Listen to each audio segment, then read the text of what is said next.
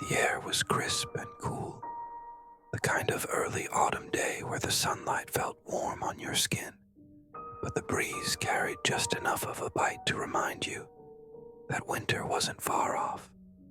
The trees along the winding dirt road were alive with color. Fiery reds, golden yellows, and deep oranges that seemed to glow in the late afternoon light.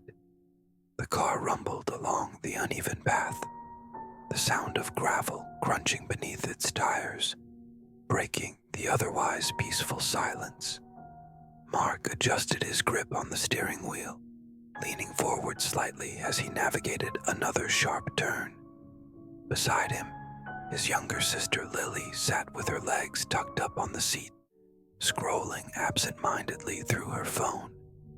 In the back, their father, Tom, sat with his arm draped over the seat, gazing out at the passing forest with a distant expression.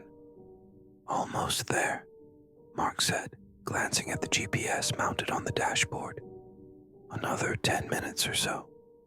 Lily didn't look up, but she murmured a half-hearted, "Cool," while continuing to tap on her screen. She had been less than enthusiastic about this trip from the start, but Mark couldn't blame her. A long weekend in a remote cabin wasn't exactly her idea of a good time, especially with no cell service to speak of. Tom, on the other hand, seemed eager to get away from the city.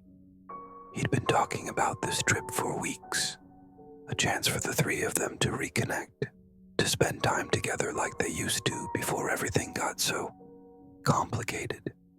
Mark could sense the weight behind his father's suggestion, even if they didn't talk about it out loud.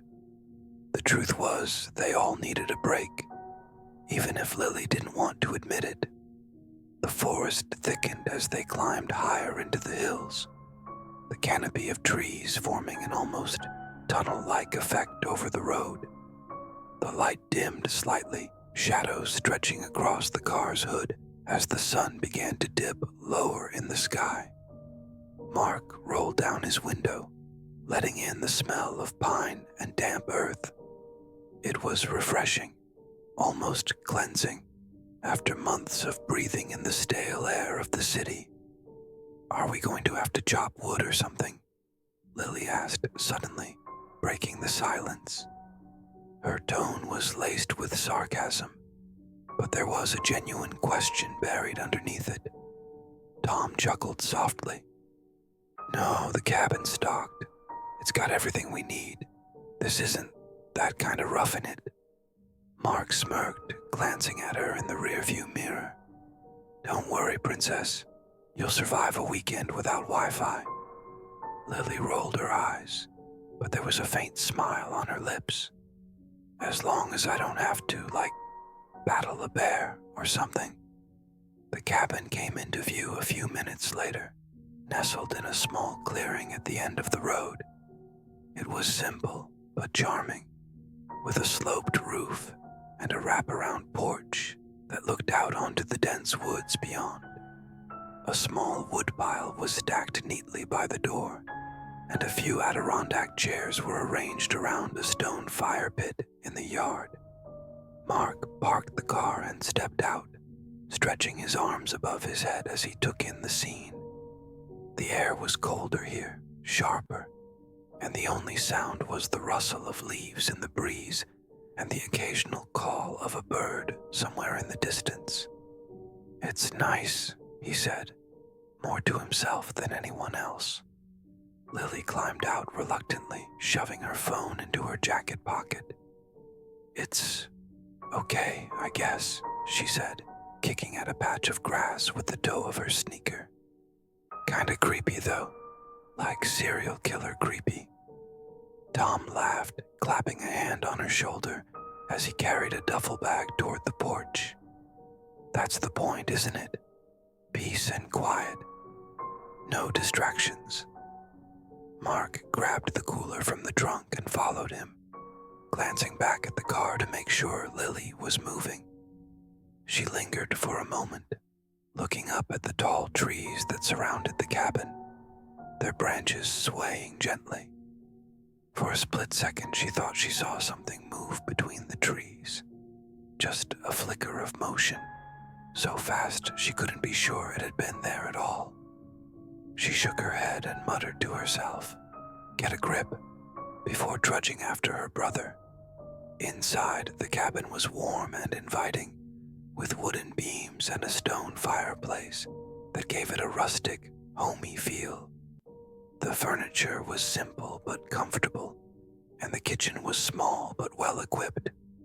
Mark and Tom set to work unloading the car while Lily explored the space, peeking into the 2 small bedrooms and the teeny bathroom at the end of the hall. It wasn't until late afternoon that things began to feel off.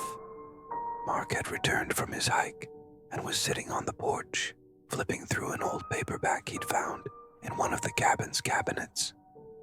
The air was still, unnervingly quiet, the usual rustle of leaves and chirping of birds conspicuously absent.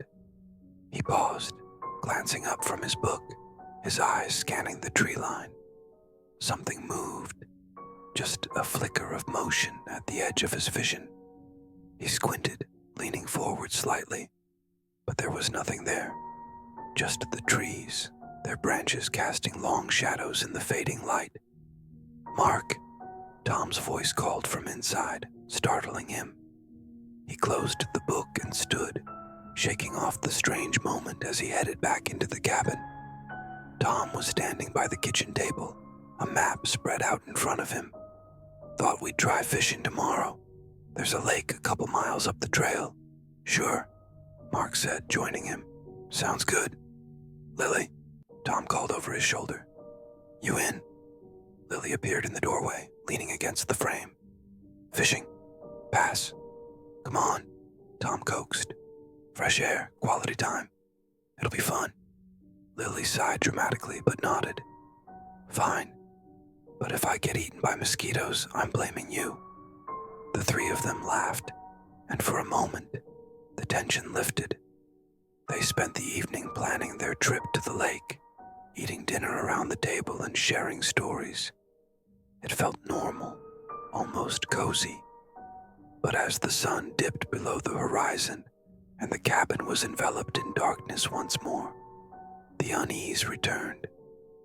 Mark stood by the window in the living room, staring out at the night. The forest was an impenetrable wall of black, the trees swaying gently in the wind. He thought again of the flicker of movement he'd seen earlier and shook his head, muttering to himself, "You're imagining things." But then he saw it again, just for a second. A shadow, taller and thinner than any tree, moving between the trunks. It was gone as quickly as it appeared, but the image burned into his mind, sending a chill down his spine. "Mark," Tom's voice pulled him back to reality. He turned to see his father watching him, concern etched into his features. "Nothing," Mark said quickly. "Just tired." But even as he said it, he couldn't shake the feeling that something, or someone, was out there, watching. The next day dawned colder than the one before, with a thick mist clinging to the forest floor. It drifted lazily between the trees, softening their edges and giving the woods an almost dreamlike quality. Mark stood on the porch, sipping his coffee, watching as the mist slowly dissolved under the weak sunlight. Inside the cabin, Tom was packing up their fishing gear, while Lily shuffled around the kitchen, sleepily eating a bowl of cereal. The clinking of her spoon against the bowl was the only sound, and it felt oddly loud in the otherwise quiet cabin. "Do we really have to do this?" Lily asked, leaning against the counter. Her hair was still tangled from sleep, and her sweatshirt hung loose on her small frame. "It's called family bonding," Tom said, not looking up from the tackle box he was organizing. "You'll survive a couple of hours without your phone." "I'm just saying fishing is boring," she muttered, though there wasn't much heat in her tone. Mark smirked as he walked back inside, the door creaking softly behind him. Think of it as practice in case you ever have to survive in the wild." Lily rolled her eyes but didn't argue further. She glanced out the window, frowning slightly at the way the mist lingered, stubbornly refusing to lift entirely. It seemed thicker toward the tree line, as if the forest itself was holding onto it. The hike to the lake was uneventful at first, their boots crunching against the dirt trail. Tom led the way, carrying the bulk of the fishing gear, while Mark and Lily followed a few paces behind. The air was still, the only sounds the occasional chirp of a bird or the distant rustle of leaves. As they walked, Mark noticed how quiet Lily had gotten. Normally, she'd be complaining about the bugs or the uneven trail, but now she seemed preoccupied, her eyes darting toward the trees every so often. "You okay?" he asked, keeping his voice low so Tom wouldn't overhear. "Yeah," she said quickly, too quickly. "It's just, I don't know. Do you feel like we're being watched?" Mark stopped in his tracks, frowning. "What do you mean?" Lily hesitated, glancing back over her shoulder. "I don't know. It's probably nothing.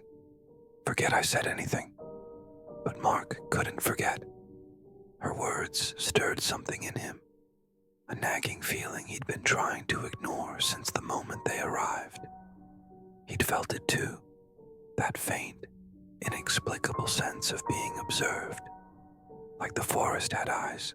By the time the sun dipped below the horizon, the fire pit outside was crackling with flames, and the three of them sat in the chairs around it, bundled in jackets and sharing stories. Lily had relaxed a little, laughing at one of Mark's exaggerated tales about a camping trip gone wrong when they were kids. The stars came out one by one, brilliant against the inky black sky, unspoiled by city lights. The woods seemed to recede into the darkness, the trees becoming indistinct shapes at the edge of the firelight. For the first time in a long time, Mark felt a sense of calm. It wasn't perfect. There was still tension between them, unspoken things left unresolved, but it felt like a step in the right direction. He glanced at his father, who was staring into the fire with a small, contented smile, and then at Lily, who had pulled her knees up to her chest, the firelight flickering in her wide, thoughtful eyes. The moment was interrupted by a distant sound, a low, mournful howl that seemed to echo through the trees. It was faint, almost too quiet to notice, but all three of them froze. Mark's first thought was that it was a coyote or a wolf, though he wasn't sure they lived in this area. "What was that?" Lily asked, her voice low. Tom shook his head, his expression unreadable. "Probably nothing. Just an animal." But even as he said it, his eyes flicked toward the edge of the firelight, where the shadows stretched deeper into the forest. The next morning came slowly, the kind of dawn where the sunlight filtered hesitantly through the trees, as though testing the air before committing to the day. Mark woke to the smell of coffee brewing and the faint creak of floorboards as Tom moved about the cabin. He sat up on the small couch where he'd slept, rubbing his eyes and stretching, the events of the previous night lingering in the back of his mind. The sound they'd heard, distant, mournful, was still unexplained. Tom had brushed it off, and Mark had reluctantly agreed not to make a big deal of it. But it had been strange, the kind of sound that settled into your chest and stayed there long after it ended. Lily had been unusually quiet after that, retreating to her room without much protest, which wasn't like her at all. Mark swung his feet to the floor and shuffled into the kitchen. Tom stood by the stove, a steaming mug in hand, staring out the small window above the sink. The view overlooked the back of the cabin, where the forest thickened into a near impenetrable wall of trees. "Morning," Mark said, his voice rough with sleep. Tom turned and offered him a tired smile. "Morning. Coffee's ready. Lily's still out cold." Mark poured himself a cup and joined his father at the window, both of them gazing out at the woods in silence. The trees swayed gently in the breeze, their branches scratching faintly against one another. It was peaceful, but something about it felt wrong, like the forest was holding its breath. Tom finally broke the silence.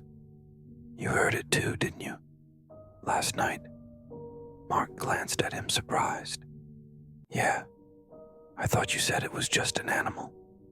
Tom exhaled slowly, taking a long sip of his coffee. "That's what I wanted to believe, but it didn't sound like any animal I've ever heard." Mark frowned, his grip tightening on his mug. "Maybe we're overthinking it. This place is remote. Could have been anything. Echoes carry weirdly out here." Tom nodded, though he didn't seem convinced. "Yeah, maybe." They fell into silence again, the unspoken tension thick in the air. Mark turned his attention back to the woods, trying to shake the unease creeping over him. He'd spent plenty of time in the outdoors before, hiking and camping with friends. The forest had never made him feel unwelcome like this. By the time Lily finally emerged from her room, the sun had climbed higher, and the cabin was filled with the smells of breakfast. She shuffled into the kitchen in a hoodie and pajama pants, her hair a tangled mess. "Morning, princess," Mark teased, trying to lighten the mood. Lily shot him a half-hearted glare, but didn't bother responding. She poured herself a mug of coffee and slumped into a chair at the small kitchen table. "You okay?" Tom asked, watching her carefully. "Yeah," she muttered, blowing on her coffee. "Just tired. That noise last night freaked me out." Tom and Mark exchanged a glance, but said nothing. It was clear Lily wasn't in the mood to talk about it, so they let the subject drop. The day passed uneventfully, the three of them falling into an easy rhythm as they settled into the cabin. Tom busied himself with the small maintenance tasks, tightening loose screws on the porch railing, chopping wood for the fire. Mark took a short hike along one of the nearby trails, the crunch of leaves under his boots, grounding him as he tried to push away the lingering unease. Lily stayed inside, scrolling through her phone when she wasn't curled up on the couch with a blanket. They reached the lake just before noon.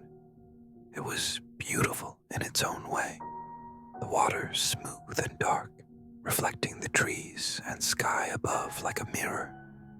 The air here felt cooler, heavier somehow, but Tom didn't seem to notice. He set up their gear with an enthusiasm that felt almost forced, determined to make this outing a success. "Perfect spot, huh?" Tom said, gesturing to the small clearing by the water's edge. Mark nodded, though his attention was elsewhere. The trees around the lake were denser, their shadows longer despite the midday sun. There was a stillness here that didn't feel natural, as if the lake itself was holding its breath. Lily sat down on a fallen log, pulling her hoodie tighter around her. She watched as Tom cast his line into the water, the fishing reel clicking softly. Mark sat beside her, his gaze fixed on the opposite shore. "Do you hear that?" Lily whispered after a while. Mark tensed, listening. At first, there was nothing but the gentle lapping of water against the shore. But then he heard it, a faint, rhythmic sound like something tapping against wood. It was distant, barely audible, but it was there. "Probably just a branch in the water," he said, though he didn't believe it. Lily didn't respond, her eyes locked on the trees across the lake. The mist was thicker there, clinging to the ground in swirling patches. For a moment, Mark thought he saw something move, a dark shape slipping between the trunks. He blinked, and it was gone. The rest of the afternoon passed uneventfully, but the tension lingered. By the time they packed up and started the hike back to the cabin, the sun was already dipping low in the sky, casting long shadows across the trail. It wasn't until they were halfway back that Mark noticed how quiet the forest had become. The usual background hum of birds and insects was gone, replaced by an oppressive silence that seemed to press against his ears. He glanced at Tom, who was walking a few steps ahead, but his father didn't seem to notice. Lily, however, was visibly uneasy. She stayed close to Mark, her head swiveling at every small sound. At one point, she stumbled over a root, grabbing his arm for balance. "Sorry," she muttered, her voice shaking. "It's fine," Mark said, his grip steadying her. "We're almost there." But the feeling of being watched had returned, stronger now. Mark's skin prickled, his eyes darting toward the shadows along the trail. He couldn't shake the sense that something was following them, just out of sight. When they finally reached the cabin, the relief was palpable. Tom went inside to start a fire, oblivious to the tension between Mark and Lily.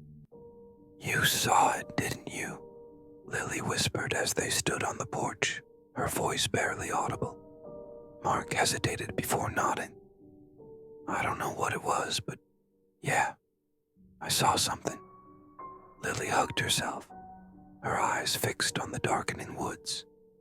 "What if it's still out there?" Mark didn't answer. He didn't have to. The question hung in the air, heavy and unspoken, as the first stars began to appear in the night sky. The night fell heavy, pressing against the cabin like an unseen weight.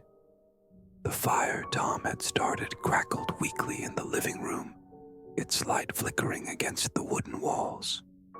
Outside, the forest was a sea of shadows, the trees swaying gently in the cold wind. But the air felt wrong, thick, charged, as if the entire world was holding its breath.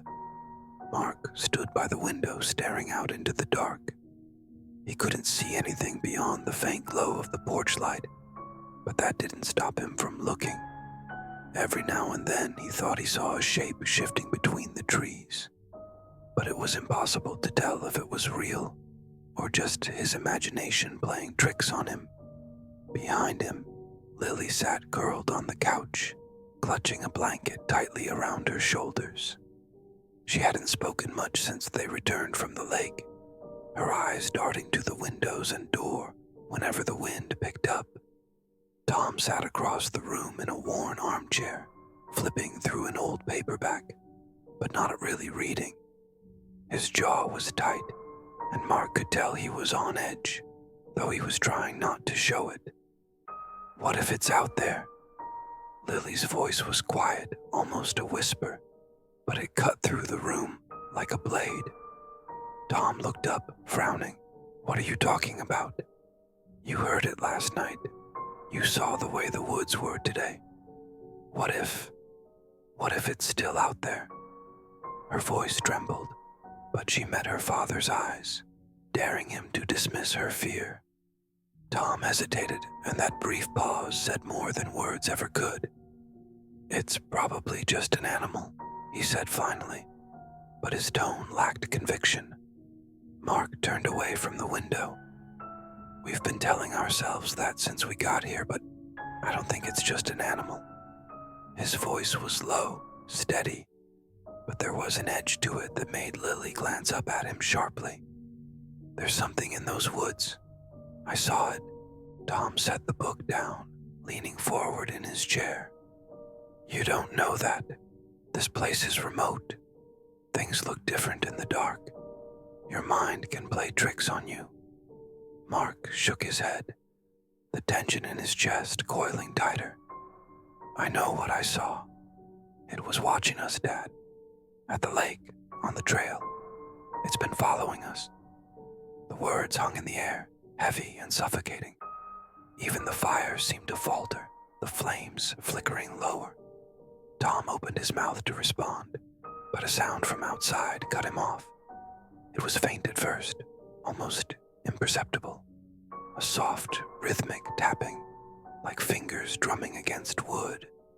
It came from somewhere near the porch, and all three of them froze. The tapping grew louder, more deliberate, as if whatever was making it wanted to be heard. Lily's eyes widened, and she gripped the blanket tighter. "What is that?" Tom stood slowly, his face pale but determined. "Stay here," he said, his voice firm. He moved toward the door, grabbing the flashlight from the counter. "Wait," Mark said, stepping forward. "You don't know what's out there." Tom hesitated, then nodded. "Fine, we'll go together. Lily, stay inside and lock the door behind us." "No," Lily said, standing abruptly. "I'm not staying in here alone." Before either of them could argue, the tapping stopped. The sudden silence was deafening, and Mark's heart pounded in his ears. For a moment, none of them moved, their eyes fixed on the door. Then the sound returned, louder this time, but it wasn't tapping anymore. It was footsteps, heavy, deliberate, circling the cabin. The boards on the porch groaned under the weight, and Mark's stomach dropped. Whatever was out there wasn't trying to hide anymore. Tom motioned for them to follow, his hand gripping the flashlight so tightly his knuckles turned white. They moved toward the door together, every creak of the floorboards beneath their feet making them flinch. Tom slowly unlocked the door and eased it open, the hinges squealing softly. The porch was empty. The light from the flashlight swept across the clearing in front of the cabin, illuminating nothing but trees and shadows. The forest was unnervingly still, as if it, too, was waiting. And then, from somewhere deeper in the woods, came the howl. It was low and guttural, rising and falling in a way that made Mark's skin crawl. It wasn't like the howl of a wolf or a coyote. It was something else entirely, something that didn't belong. The sound sent a wave of primal fear through him, his body instinctively tensing. Tom took a step forward, shining the flashlight toward the tree line. "Hello," he called, his voice strong despite the fear in his eyes. "Who's there?" The response was immediate. A loud, snapping sound like a branch breaking underfoot. It came from the trees to their left, and all three of them turned sharply toward the noise. Mark's breath caught in his throat as a shadow emerged from the darkness. It was tall, impossibly tall, with long, angular limbs that didn't move like they should. Its head was tilted at an unnatural angle, and its eyes, or what should have been eyes, were hollow and dark. For a moment, none of them moved. The creature stood at the edge of the light, just watching, its presence so wrong it made Mark's stomach churn. And then it moved, stepping closer with a fluid, unnatural grace. "Inside. Now," Tom said, his voice low and urgent. They scrambled back into the cabin, slamming the door and locking it behind them. The footsteps followed, slow and deliberate, stopping just outside. The boards groaned under the weight, and the door shuddered as something heavy pressed against it. Lily was crying, her breaths coming in panicked gasps. Tom grabbed a chair and shoved it under the doorknob, his hands shaking. Mark stood frozen, his eyes fixed on the door, every nerve in his body screaming at him to run, even though there was nowhere to go. The creature let out a low, rasping sound, like a breath dragged through a throat that wasn't meant to speak. The sound was followed by a scraping noise, as if claws were dragging across the wood. And then, Just as suddenly as it had started, it stopped. The silence that followed was worse than the noise. Mark strained to hear anything, footsteps, breathing, but there was nothing. It was as if the creature had vanished, but he knew better. It wasn't gone. It was waiting. The morning came with a strange stillness, the golden sunlight piercing through the cracks in the wooden shutters, casting fractured patterns across the cabin floor. The light felt intrusive, too bright against the heavy exhaustion that hung over the room. None of them had slept. Mark sat at the edge of the couch, staring at the door. The chair Tom had braced against it was still there, but the door itself bore deep gouges in the wood, a grim reminder of the night before. Every creak of the cabin made him flinch, his heart pounding as if he were still waiting for the creature to return. Tom was by the fireplace, poking at the embers that had burned out hours ago.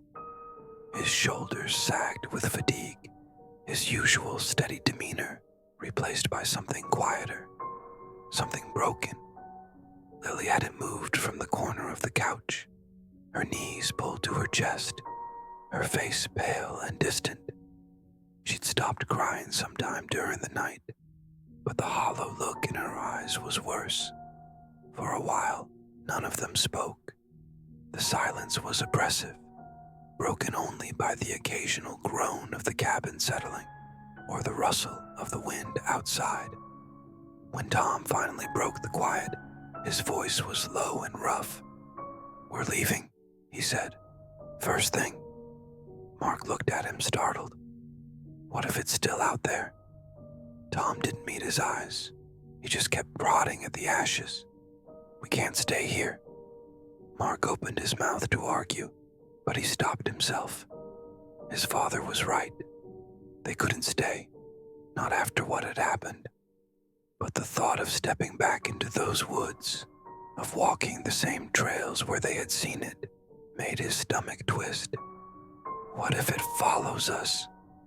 Lily's voice was barely above a whisper, but it carried through the room like a shout. Tom looked up, his jaw tightening. "We'll be careful. We'll stick to the trail and keep moving." Mark wanted to believe him, but he saw the doubt in his father's eyes, the fear he was trying so hard to hide. None of them knew what the creature was, or what it wanted. By the time they packed their things and stepped onto the porch, the sun was higher. The mist from the night before burned away. The woods looked almost normal now, bathed in soft light, the trees swaying gently in the breeze. But the sense of unease hadn't lifted. If anything, it was worse in the daylight, as if the forest itself was pretending to be harmless. They walked in silence, the crunch of their footsteps the only sound. Mark kept glancing over his shoulder, his eyes scanning the shadows between the trees. He saw nothing, but the feeling of being watched never left. Lily stayed close to him, her hand clutching at the strap of her backpack, so tightly her knuckles were white. As they neared the halfway point of the trail, Tom slowed, his head tilting slightly, as if listening for something. Mark stopped, his pulse quickening. The woods were too quiet. No birds, no rustling leaves, just silence. And then, faint but unmistakable, came the sound of snapping branches. It was distant, but it was enough to send a wave of panic through all three of them. Tom motioned for them to keep moving, his pace quickening as the sound grew closer. Mark didn't look back. He didn't need to.